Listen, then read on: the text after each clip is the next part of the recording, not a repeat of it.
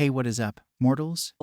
It is Robo Celestial here with a new video for you. Welcome to the part 1 of What If Deku Got One for All Early Season 2. I just wanted to greet you guys by just saying, sit back and relax, you're in for a treat. So, we begin. The specialized suit is extremely limiting. It's a bit bulky, but it allows at least some movement. Izuku has been training to be able to move in this suit. The suit is able to handle up to 20% of One for All without breaking apart. Once Izuku was back in school, Sir Night-Eye would speak to him after hours. He would talk to him about All Might and the type of person he was, and talk to Deku about being a hero.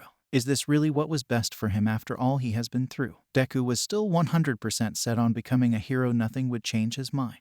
It was finally time for the tournament to begin. Deku arrived and thankfully had filled out the forms so that he could use the mobility suit. He is extremely nervous but determined and knows that he is the most physically challenged. But he has more experience than the others here. Everyone lines up to begin the first event. The countdown begins. 5, 4, 3, 2, 1, begin. The instant the first event begins, with Shoto making a massive path of ice that freezes most of the students. The remaining students make it out of the tunnel and continue on, only to be stopped by the massive robots from the entrance exam.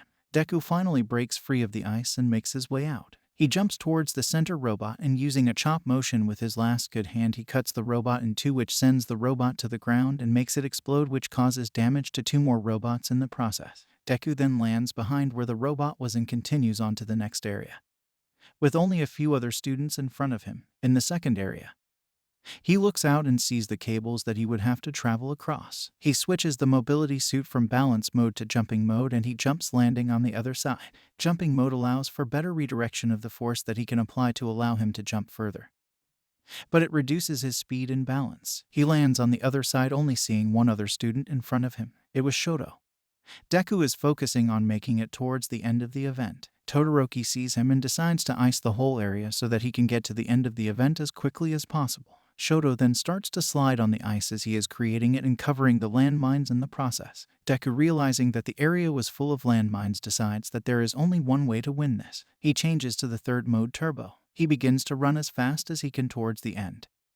He is running over landmines, but as they explode they just miss him, as he is able to outrun the explosions. As they get towards the end of the event, Deku overtakes Todoroki and crosses the finish line, coming in second place. He hears that he only got second place and looks to the time. He finished in just over 10 minutes, but the person in first finished in barely under 1 minute. He looks over to see Mirio. Deku thinks to himself, this guy was able to finish this event 10 times faster than I could. On top of that, I didn't even see him pass me. After everyone else finishes, the second event is announced. Ochako and Ida join Deku as they don't want him pushing himself too much. The other teams were similar to the original timeline. The second event begins. Straight away, Achacho, who is on top, lightens the 2 below her. Deku activates balance mode and begins to shoot out small shockwaves at some of the groups, while Ida ran at the group to try and take them out. They were able to take out a few of the Class B teams by overpowering them. There seemed to be a massive wall of ice over towards the middle. Miro's group was up against Todoroki. Mirio had Momo and Dark Shadow on his team.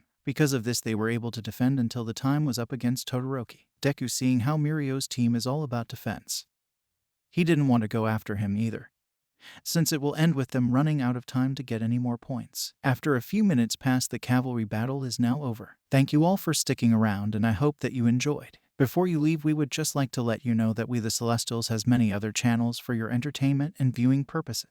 All the information you'll need is right below here in the description, so feel free to check out all the other incredible projects our team creates. Secondly, on behalf of We The Celestials, I'd like to thank everyone involved in the production of today's awesome content. Their details will be in the description below. That's all for today's video. So goodbye and have a divine day.